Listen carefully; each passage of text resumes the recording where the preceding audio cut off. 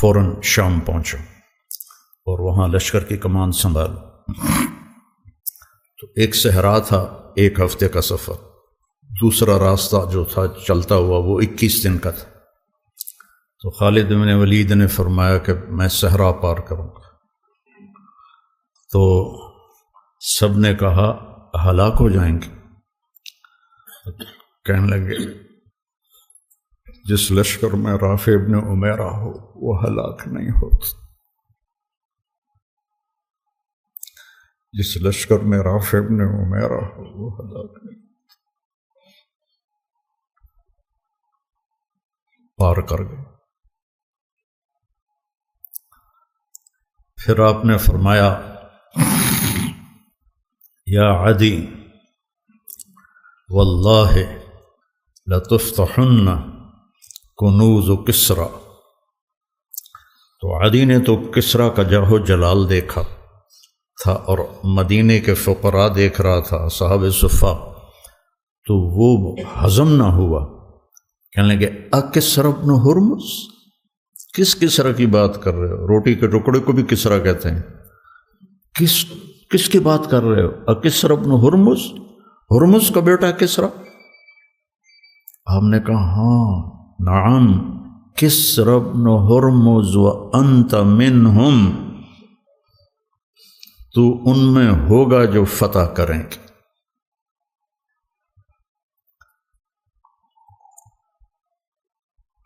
حضرت عمر کے زمانے میں جب قصر ابیض کا گھیرا کیا تو عدی بن حاتم نے کہا اللہ اکبر صدق اللہ ورسولہ۔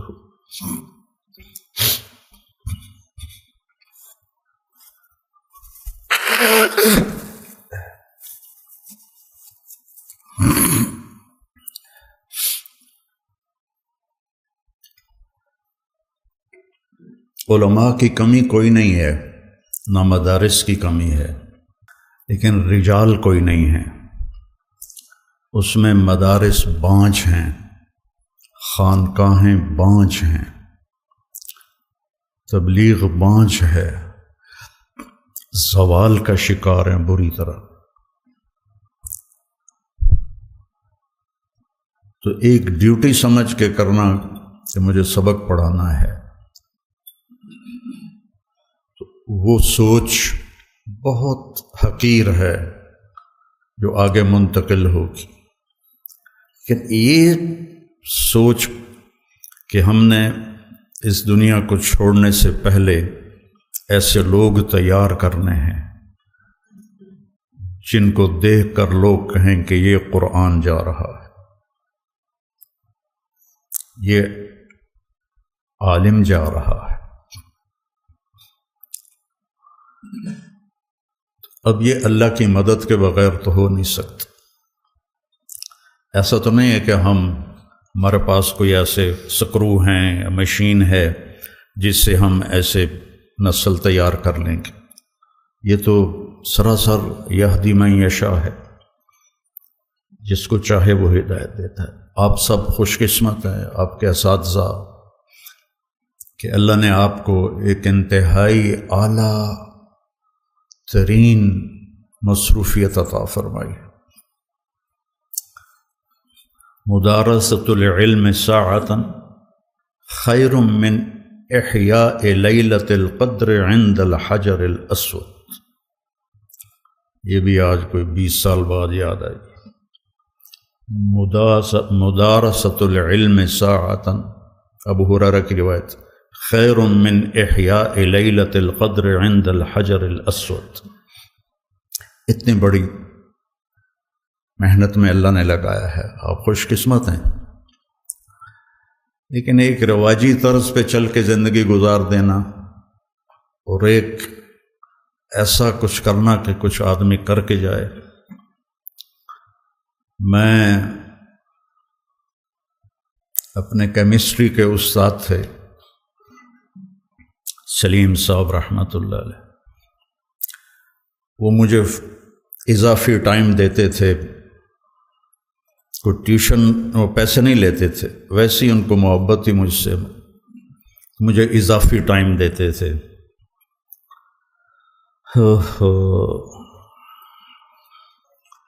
تو اس دن میں نے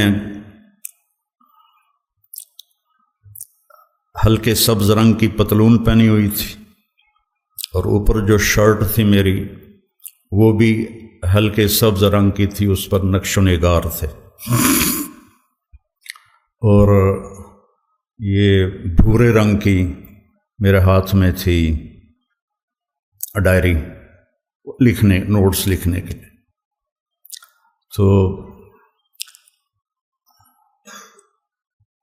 چونکہ مجھے پڑھنے کا شوق نہیں تھا تو وہ ماں باپ بھی پیچھے لگے ہوئے تھے، ان کا تعلق تھا والدین سے، تو لہذا وہ بھی، تو غالباً وہ مجھے ترغیب دے رہے تھے کہ پڑھیا کر، ڈاکٹر بن۔ تو میں اٹھ رہا تھا، تو اٹھتے اٹھتے میں وہاں تک پہنچا جہاں یہ کیمرہ ہے، تو میں نے پیچھے مڑ کے کہا استاد جی، سر، ان کو سر کہتے تھے، سر دنیا میں ایک دفعہ آئے ہیں، کوئی ایسا کام کر کے جائیں کہ دنیا یاد رکھے۔ مطلب ڈاکٹر تو بہت پھر رہے ہیں۔ تو ان دنوں راشد منہاس تھے ایک پائلٹ، جنہوں نے وہ بنگالی 71 میں طیارے کو اغوا کر کے لے جا رہا تھا، تو انہوں نے اس کے اوپر جمپ مارا تو وہ طیارہ گرا، وہ شہید ہو گئے، تو ان کو نشان حیدر ملا۔ 21-22 سال ان کی عمر تھی۔ تو وہ پنجابی میں کہنے لگے، اوئے راشد منہاس کوئی کوئی ہوندا ہے، یہ ان کا لہجہ تھا، اوئے راشد منہاس کوئی کوئی ہوندا ہے۔ تو میں ایک دم مایوسی میں چلا گیا، میں نے کہا یہ تو ٹھیک کہہ رہے ہیں، میرا تو کام گانے سننا، فلمیں دیکھنا، فضولیات لا، یعنی تو راشد منہاس تو کوئی کوئی ہوتا ہے۔ تو اللہ تعالیٰ نے پتہ نہیں کسی کی دعا لگی یا اللہ نے اپنا فضل فرمایا، اسی کا فضل ہے۔ اللہ تعالیٰ نے ایسا میرے ساتھ نظام چلایا کہ میں قیامت تک بھی سجدے میں پڑا رہوں تو اس کا حق ادا نہیں ہو سکتا۔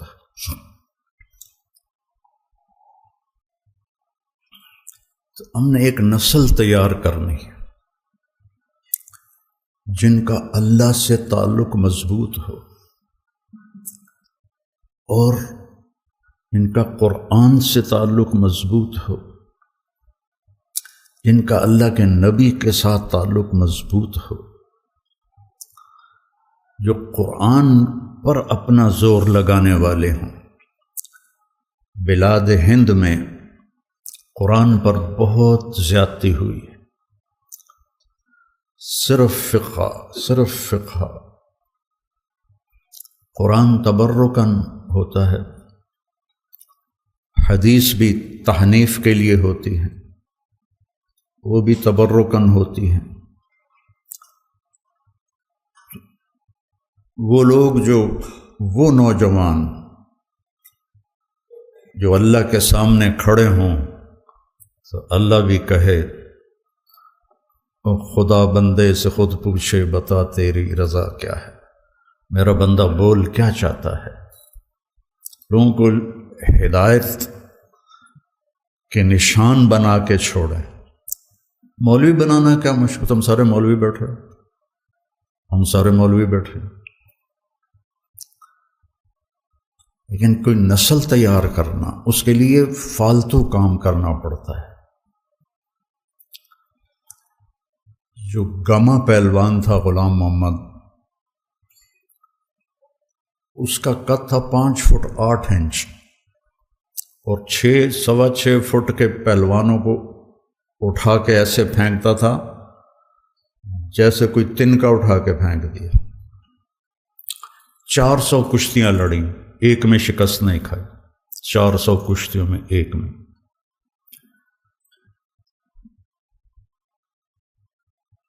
5000 وہ ڈنڈ نکالتا تھا، اور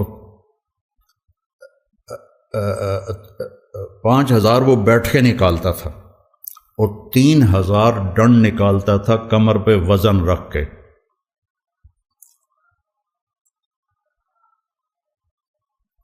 تو رستم زمان بننے کے لیے صرف ڈنڈ کافی نہیں ہوتے، صرف بیٹھکیں کافی نہیں ہوتی۔ 7 کلو بادام روزانہ کھاتا تھا، 5 مرغیاں روزانہ کھاتا تھا، 10 سیر دودھ روزانہ پیتا تھا، اور تہجد کا پابند تھا، نمازوں کا پابند تھا۔ امرتسر کا تھا، تقسیم کے بعد لاہور آ گیا۔ ایک یعنی اس کی برداشت کیسی تھی، ایک سبزی والے سے سبزی لینے لگا تو وہ اس کوئی بھاؤ تاؤ میں کمی بیشی کی بات ہوئی تو اس نے وہ ہوتا ہے نا وہ جو تولنے کے لیے جو باٹ رکھے ہوتے ہیں، اس نے اٹھا کے گاؤں میں گھمارا، اس کے یہاں لگا، خون نکل آیا، تو اس نے پگڑی کھول کے وہ اس کو بل دے کے نا بند کر دیا اور چل پڑا۔ تو لوگوں نے کہا پہلوان جی رستم زمان اے ماڑا جا بندہ تسی پھوک مارو تے اڑ جائے۔ تو کہنے لگے یہ رستم زمانی جو ہے نا یہ برداشت سے سیکھی ہے، ایسے نہیں سیکھی، یہ برداشت سے سیکھی۔ اور مجھے نہیں بلکہ پورے ماحول میں یہ بات ہے کہ مولوی غصے والے ہوتے ہیں، مدرسے کے طلبہ برداشت سے عاری ہوتے ہیں اور اخلاق سے عاری ہوتے ہیں۔ حالانکہ میں قسم اٹھاؤں کہ انڈیا، پاکستان اور خاص طور پر بنگلہ دیش کے جو طلبہ ہیں جتنی قربانی وہ دیتے ہیں پوری دنیا میں کوئی نہیں دیتا، لیکن ان کو کوئی لے کر چلنے والا ہو اور انہیں بتانے والا ہو تو یہ بہت بڑا ذخیرہ ہے۔ حنفیت کا تعصب اور باقی جو اہل فرق ہیں ان کی نفرت، تو عجیب و غریب سی شخصیت بن کے باہر نکلتے۔ ہم نے انہیں مومن بنانا ہے، مسلم بنانا ہے، موحد بنانا ہے، مصدق بما جاءت بہ الرسل بنانا ہے۔ ہاں ہماری ترجیحات میں ابو حنیفہ ہیں رحمہ اللہ تعالی، اس کی جو تعبیر اہل دیوبند نے کی ہے اس کو ہم زیادہ صحیح سمجھتے ہیں، لیکن باقیوں کے لیے نفرت پالنا، باقیوں کے لیے بغض پالنا، باقیوں کے لیے حقارت پالنا، تو پھر ہم نے کچھ بھی نہیں سیکھا۔ اور پھر اللہ نے ہمیں دعوت کی نسبت دی ہے۔ داعی تو کام ہی ہے کہ حقیر سے حقیر کو سینے سے لگانا، بڑے سے بڑے مجرم کو سینے سے لگانا۔ قولا لہ قولا لینا لعلہ یتذکر او یخشی۔ کیا بات اللہ کر رہا ہے کلیم جیسی ہستی سے، جس کے سامنے والے کے بارے میں اللہ کو پتہ ہے ایمان نہیں لائے گا۔ قولا لہ قولا لینا فبما رحمت من اللہ لنت لهم ولو كنت فظا، زبان کی شدت، غلیظ القلب، مزاج کی شدت، کس کی؟ رحمت للعالمین، کس کی؟ سراجا منیرا، کس کی؟ شاہد مبشر نذیر داعی الی اللہ سراجا منیرا، مزمل مدثر طٰہٰ یاسین حاشر ماہی عاقب فاتح ابو القاسم، لیکون للناس نذیرا، تبارک الذی نزل الفرقان علی عبدہ لیکون للعالمین نذیرا۔ اگر میرے محبوب آپ کے اندر یہ دو باتیں ہوتی ہیں، یہ تیز و شدت مزاج میں سختی ہوتی، لن فضو، کون؟ ابو بکر، کون؟ عمر، کون؟ عثمان، کون؟ علی، طلحہ، زبیر، سعد، سعید، انصار، مہاجرین۔ اور انفزاز ہوتا ہے بھگدڑ مچ جانا۔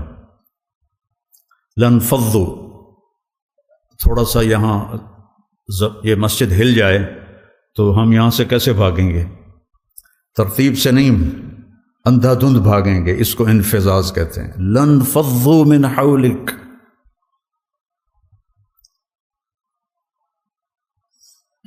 تو میرے عزیزو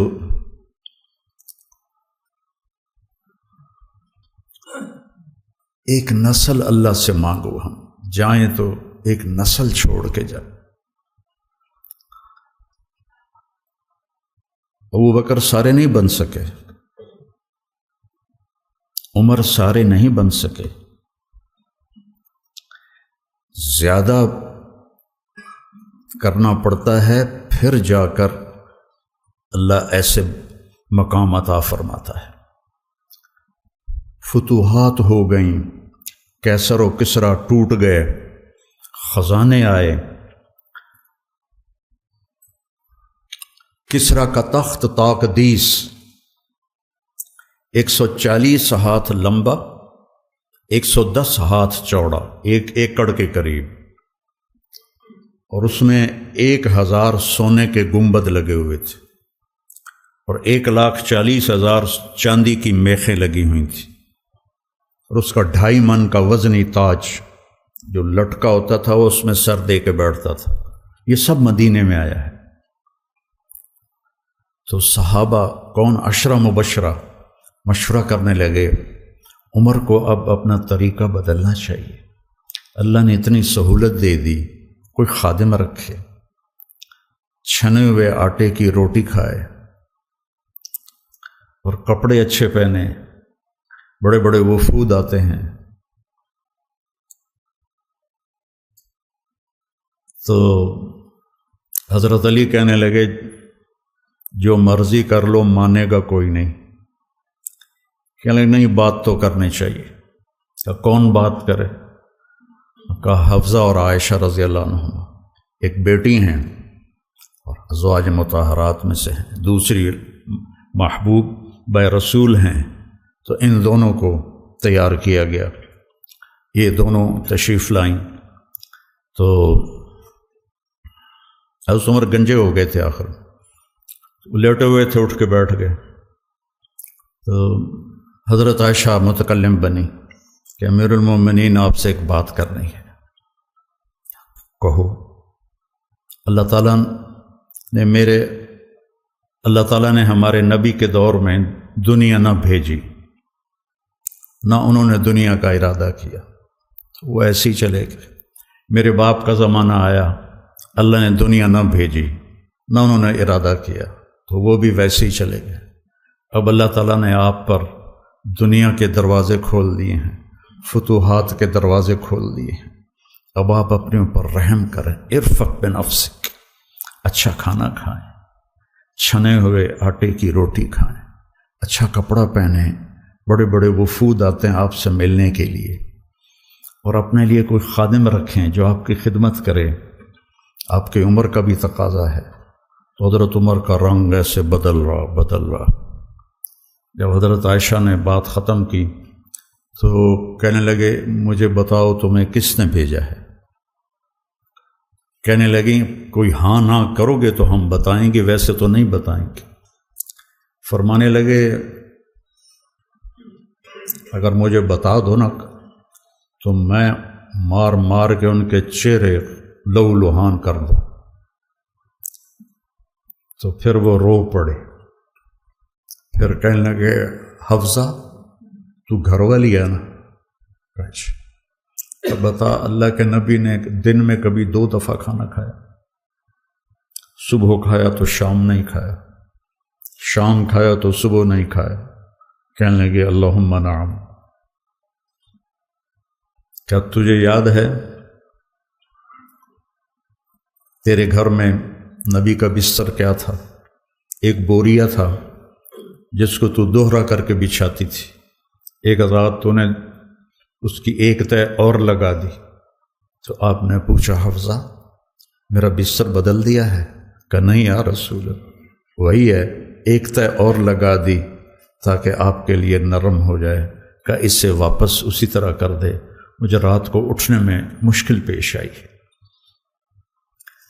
حفصہ تجھے یاد ہے ایک دفعہ تو نے کھانا ایک تپائی پہ رکھ کے دیا تھا، تو اللہ کے نبی نے اٹھا کے زمین پہ رکھا تھا اور فرمایا تھا میں جیسے غلام کھاتے ہیں میں ایسے کھاؤں گا۔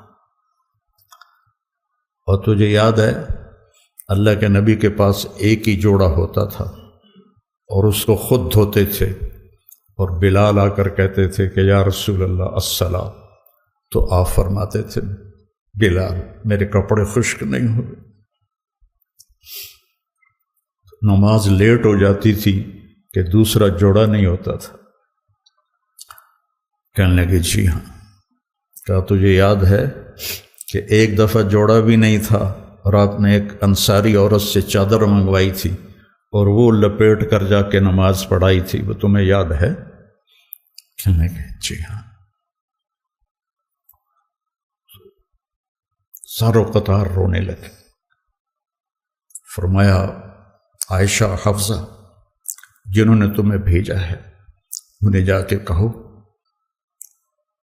کہ 3 دوست تھے جو ایک منزل کی طرف چلے، پہلا چلا وہ پہنچ گیا، دوسرا چلا وہ بھی پہنچ گیا، اب تیسرا راستے میں ہے، ان کی راہ پر چلے گا تو ان تک پہنچے گا، اگر اس سے ادھر ادھر ہوا تو بھٹک جائے گا۔ والذی نفسی بیدہ لأکرہن نفسی علی ما انا علیہ، اس ذات کی قسم جس کے قبضے میں میری جان، میں اپنی جان کو اسی طرح کھپاؤں گا جس پر میں ہوں، یہاں تک کہ میرا اللہ مجھے میرے ساتھیوں سے ملا دے۔ جب خنجر لگا اور امید کوئی نہ رہی بچنے کی تو آپ نے عبداللہ بن عمر کو بلایا اور فرمایا کہ جاؤ اما عائشہ سے کہو کہ عمر امیر المومنین نہ کہنا، اب میں امیر المومنین نہیں ہوں۔ عمر اپنے ساتھیوں کے پڑوس میں قبر کی جگہ چاہتا ہے۔ جب وہ تشریف لے گئے تو حضرت عائشہ بھی رو رہی تھی، تو انہوں نے بھی روتے ہوئے عرض کی اماں جان میرا باپ عمر بن خطاب اپنے ساتھیوں کا پڑوس چاہتا ہے۔ تو حضرت عائشہ پھر رونے لگی، کہ یہ جگہ تو میں نے اپنے لیے رکھی ہوئی تھی کہ میں اپنے باپ اور خامند کے ساتھ میری قبر بن جائے، لیکن عمر مجھ سے زیادہ حقدار ہے، مرحبا بہ۔ جب وہ آئے تو ان کو حضرت عمر کو بتایا کہ اجازت ہو گئی ہے۔ کہا نہیں بیٹا، ہو سکتا ہے میرے شرم میں اجازت دی ہو، جب میں مر جاؤں اور میرا جنازہ لے کے دروازے پر پہنچو تو دروازہ پر جنازہ رکھ دینا اور پھر اندر جا کے دوبارہ اجازت لینا، اس وقت اجازت ملے تو اندر لے جانا ورنہ مجھے بقیع میں دفن کر دیں۔ تو حضرت علی اور حضرت حسن آئے تو گھبراہٹ دیکھی تو حضرت علی نے فرمایا موت سے ڈر گئے ہو؟ تو سنو نہیں، موت سے نہیں، ما بعد الموت سے ڈر رہا۔ تو کون ہے؟ لو کان بعدی نبی لکان بول لکان عمر، کہہ رہے موت نہیں، موت کے بعد سے ڈر رہا۔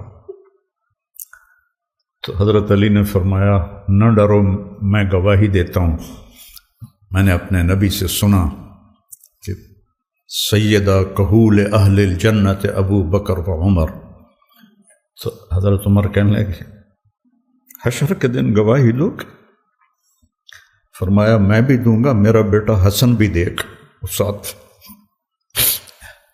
وہ تشریف لے گئے، پیچھے موت کے آثار نظر آئے تو ان کا گود میں سر تھا بیٹے کی، عبداللہ بن عمر کی۔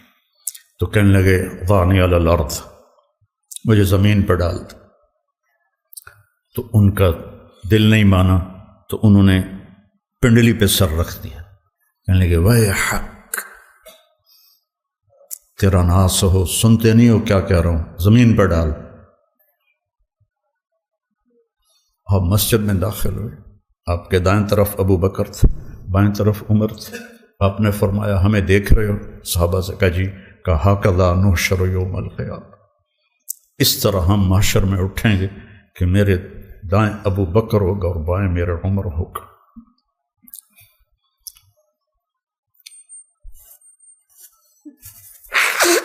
آپ نے حضرت حفصہ کو طلاق دی تو اللہ کا فرشتہ آیا کہ میرے عمر کو تکلیف ہوگی، رجوع کرو، رجوع کرو۔ اپنے نبی کی منشا کے خلاف اللہ نے فیصلہ دیا کہ میرے عمر کو تکلیف ہوگی، رجوع کرو۔ تو آپ نے رجوع فرمایا۔ تو جب انہوں نے زمین پہ سر رکھا تو الٹے ہو گئے اور اپنا چہرہ زمین پہ نہ ایسے ملنے لگے، کہنے لگے ویل لک ولامک یا عمر ان لم یغفر لک ربک، ویل لک ولامک یا عمر ان لم یغفر لک ربک، ویل لک ولامک یا عمر ان لم یغفر لک ربک۔ یہی کہتے کہتے جان نکل گئی۔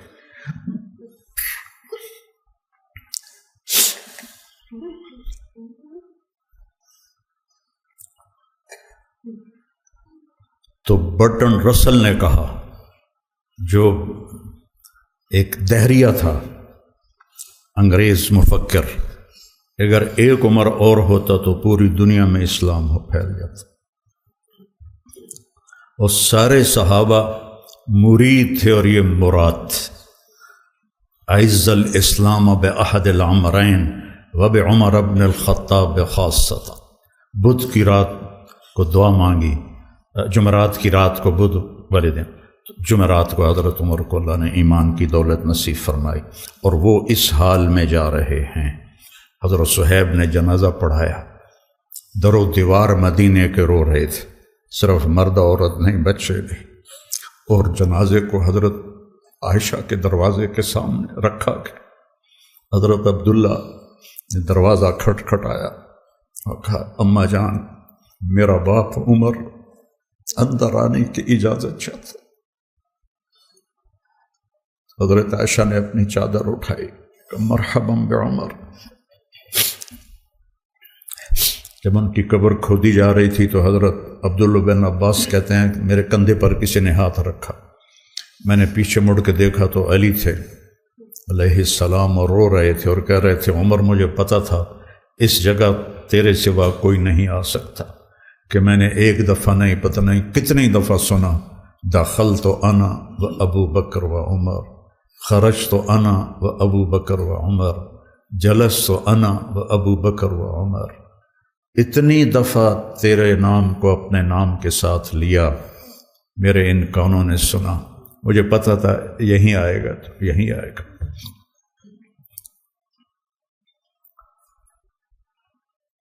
صحابہ تو سارے معزز و محترم ہیں، لیکن جنہوں نے اپنے آپ کو کچھ کھپایا وہ پھر آج ہم ان کا ذکر کر کے رو رہے ہیں، آنکھیں اشک بار ہیں۔ رواجی کام کرنا ہے تو مسئلہ ہی کوئی نہیں، لیکن اگر کسی منزل تک خود بھی پہنچنا ہے، اوروں کو بھی پہنچانا ہے، چونکہ جب آدمی دوسروں پر محنت کر رہا ہوتا ہے تو عام طور پر اپنی طرف سے نظر ہٹ جاتی ہے، فلاں بچے کی یہ شکایت ہے، فلاں بچے کی یہ شکایت ہے، فلاں بچے کی یہ کمی ہے، فلاں بچے کی یہ کمی ہے۔ اب یہ ایک انتظامی چیز ہے، اس کو کرنا پڑتا ہے، لیکن آدمی اپنی کمیاں بھول جاتا ہے۔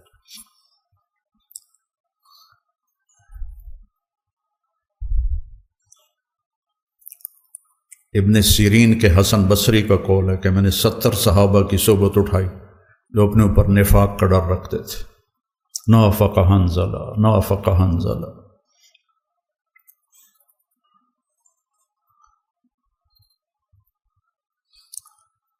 تو میرے عزیزو،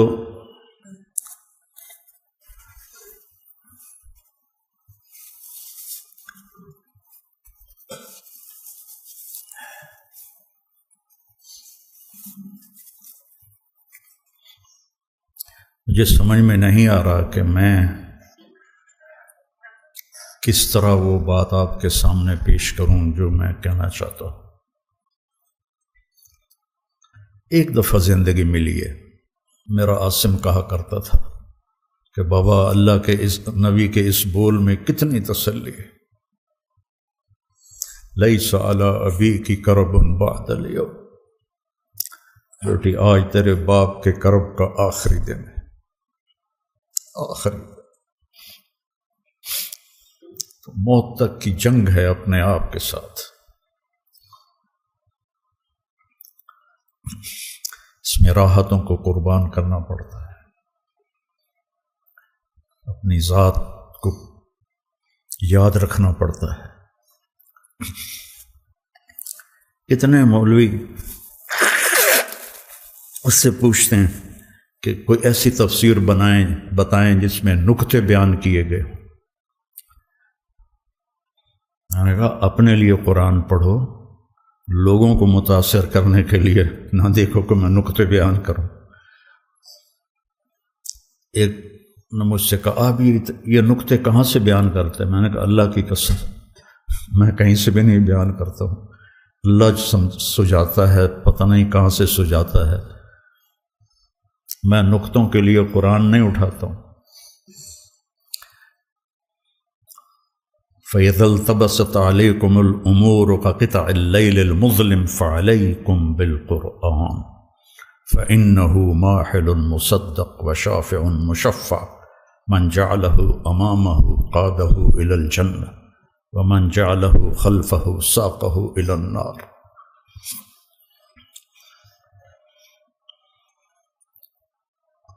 اللہ آپ سب بچوں کو قبول فرمائے۔ میں تو اب 70 سال سے بھی آگے چلا گیا ہوں، تو نہ جانے بلا لے پیا کس گھڑی، اب تو زندگی کے اس حصے میں سے گاڑی گزر رہی ہے کہ نہ جانے بلا لے پیا کس گھڑی، تو کیا کیا کرے گی اری دن کے دن۔ تو آپ میرا سرمایہ ہیں، یہ سارے استاد، آپ بھی اب سارے استاد ہو، اس طرح دنیا سے جاؤ کہ اللہ راضی۔